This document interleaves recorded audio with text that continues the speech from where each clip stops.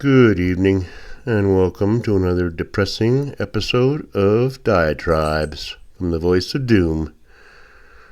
Now here's your despondent and detrimental host, Voice of Doom.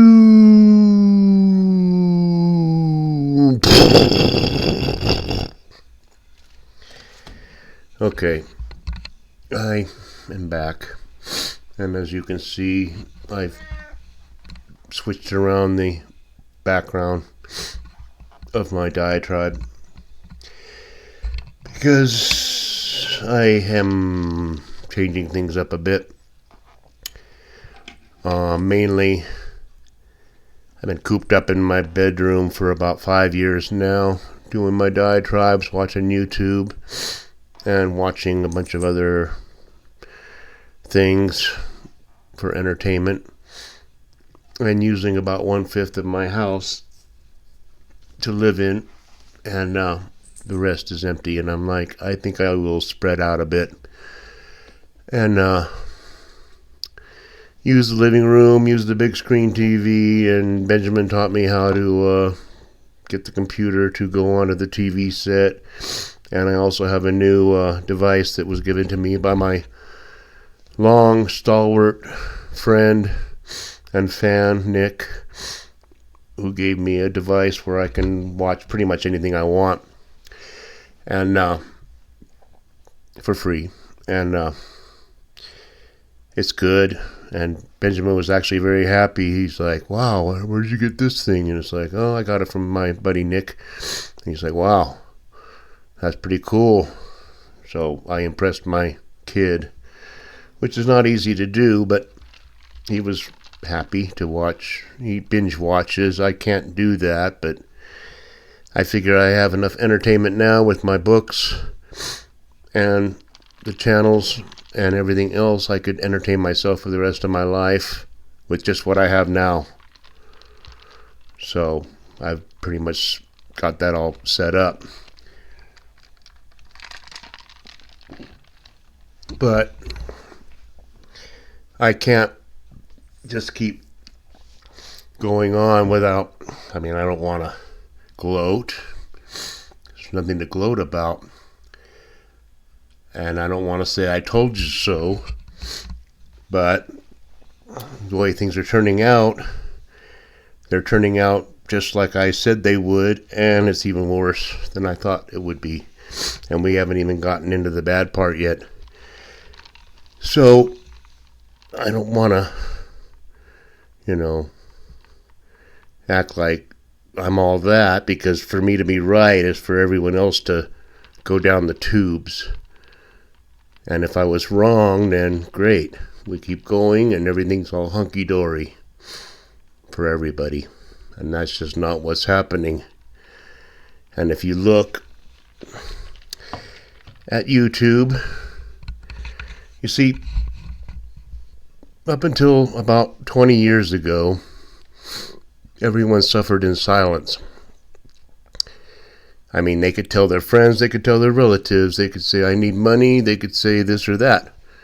But they didn't tell the universe, they didn't tell everybody what was going on. And if you just make a cursory examination of things on YouTube and on TikTok and on whatever, mostly the commentaries, because I go to these places like, these are sites that everyone should look at every day to see what's happening. And it's Full Spectrum Survival, it's Epic Economist, it's Cash Jordan, and this new girl, Melanie King. I really like her, and she is worth watching because they use all these computerized mumbo jumbo to, play snippets and snappets and then comment. And I should do that. I'm sure I could do it if I wanted to.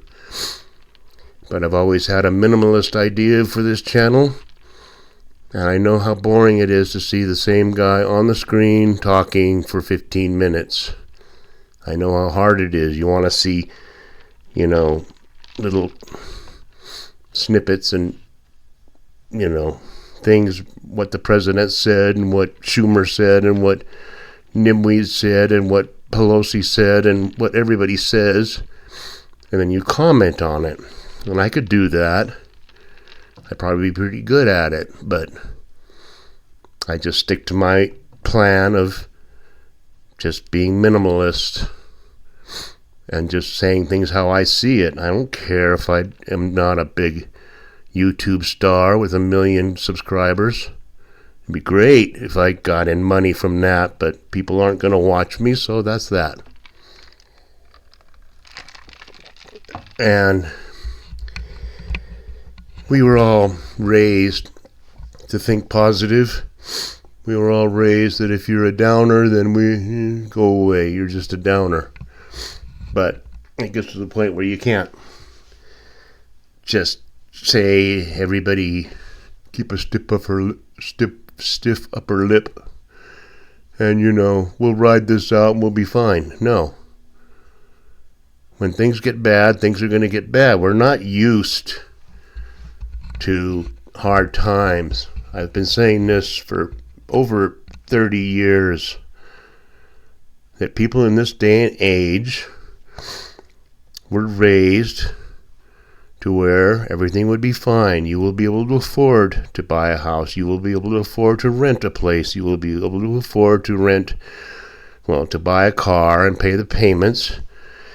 And you will afford the insurance, and you will afford the utilities, and you will afford the garbage being picked up and all the other things that people pay for. But it's getting to the point where things go up and up and up, and wages don't match inflation.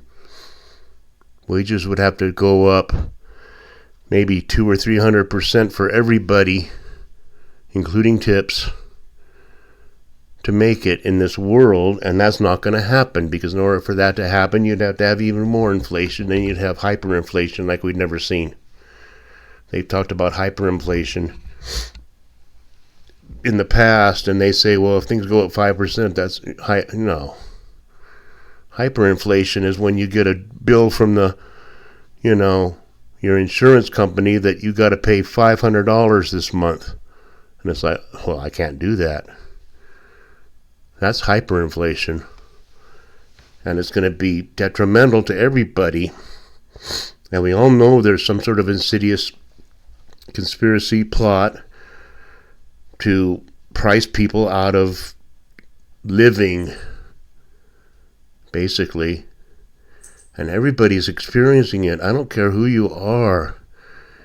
You bought a house for a lot of money, and now you got to pay the mortgage on it. And you're not making enough to do it. And I've been watching YouTube for the last few days, and more people are wearing their hearts on their sleeves, and they're not keeping it in. They're telling the universe and everybody that can watch that my life sucks because we have to work so hard. And I don't mean just one job. I mean working all the time, every waking moment, just to sustain a family. Now, I'm so glad. And I shouldn't even be in a position to say anything about other people suffering, because I'm pretty much okay, because I was lucky enough to do things at the right time to where I have a little equity in my house, and my mortgage payment was a fixed interest when I signed it. So my mortgage does not go up. So I can always know how much I'm going to have to pay, because if it goes up $200 or $300, I'm doomed. I can't do it.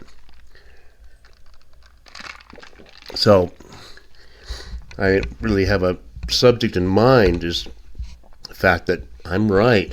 I was right, and I am right. And I am right when I say that when people actually wake up, which they are doing, especially the people that are in their cars going, I can't pay anymore, or I'm just sick of doing it, they're going to not be able to handle it. You galvanize yourself. You get ready and say, it's coming down soon. And when it does, it'll happen fast. And when it does, people are going to have a cow. Because you see what the base instincts of humankind is when you see the looting, when you see stores being pillaged, and then they're like, I don't want to open up again. So we have no commerce anymore because people are looting. I mean, if you don't watch YouTube and see what's happening, you are a fool. I mean, you're not a fool. You just want to be in your little hole and stick your head in it. And then when you bring your head out of the hole and see the decimation, you'll go, what the hell happened? And you will be gotten rid of, because you are not useful to society. And by society, I mean the few remaining elitists who remain on this planet to enjoy every minute of their life because they have machines doing work for them and they don't have a lot of pesky people rioting and looting. So, I have been watching YouTube for quite a few years now, so they know what to feed to me. And they feed things like, they feed existential stuff to me to give me philosophical ideas about what to do about losing interest in existence, which I never thought I would come to the point of. But, John Cougar Mellencamp probably said it best. Oh yeah, life goes on even after the thrill of living is gone. And I never paid any attention to those words until recently, and I'm like, yeah, I get it. Because there's nothing much left to do in my particular situation. It's not like I want to just leave the planet, but it's kind of like I have no meaning, and it's like, what do you do? And it's like, so I watch these existential philosophical feeds, and the psychologist or whoever it is, or the AI voice or whatever, is saying, if you're thinking about how futile life is, then you're on the right track, which is very Buddhistic. I like that. Because then you're at least examining. A life unexamined is not a life worth whatever.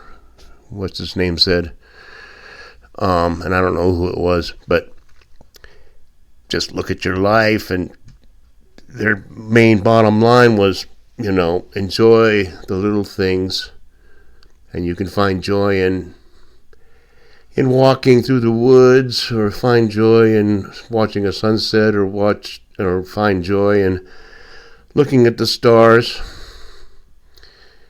And maybe it might behoove me to just get in the car at 9 p.m. and just drive out to Washoe Lake, where it's very dark, and just stare at the space. Because it's comforting and it's peaceful and you can think. I'm not going to have a phone in my hand scrolling. That's the problem with the new generations, is they wouldn't be able to think about just driving to a trailhead and walking without their phone. But it's not a real interesting topical thing. I just see how things are going bad, and I also see signs that there's certain factions of this planet who are taking after Schicklgruber. And it's like, if I can't get things by force, I will get things through the legal means. And there are factions, not just political factions in what used to be America, but factions in the world that go, we are going to get our way through simple infiltration and indoctrination and forcing people to be politically correct, to accept our ideas, and then we will make our ideas supreme. And we will make our ideas where you follow them. And young Caucasian females between the ages of 20 and 30 are voting for that very thing. It amazes me how uneducated and how naive and delusional younger people can be when people between the ages of 20 and 30 are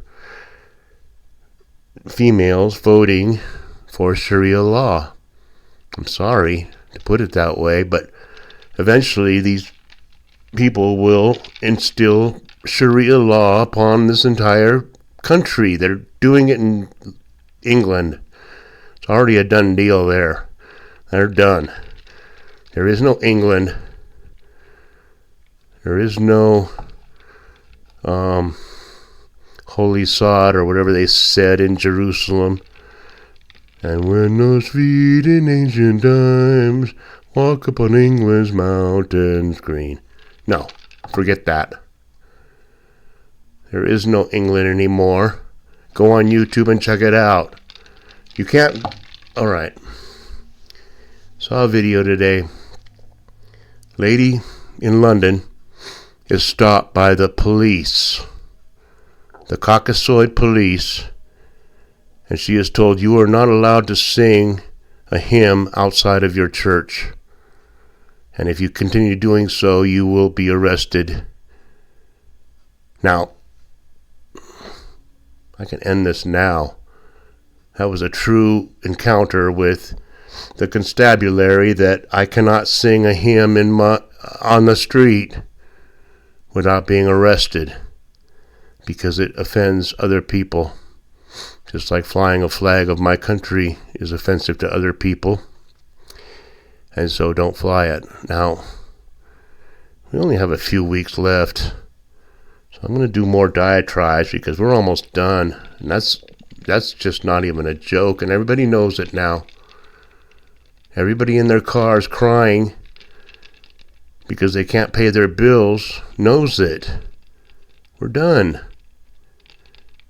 So I'm probably going to spend the rest of my diatribes just simply telling everybody just how bad things will be and are. There's no solutions anymore. They're not opening up to the government. They won their stupid elections. They swept the damn elections with their mentalities. The idiocy, the idiocracy has made their voice clear. And that's the way it is. So they got their victory, but they still want to keep the government shut. Now, keep it shut. I don't care. It won't affect me one little bit. Even if they take everything I own, it's nothing. So, people better think about that. That,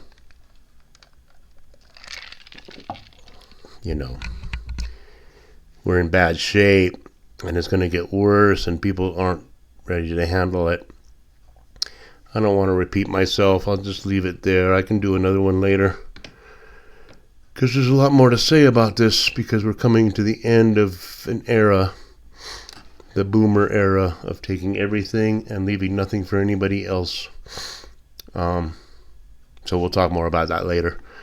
But I just want to sneak this in. I'm in the mood to make a diatribe.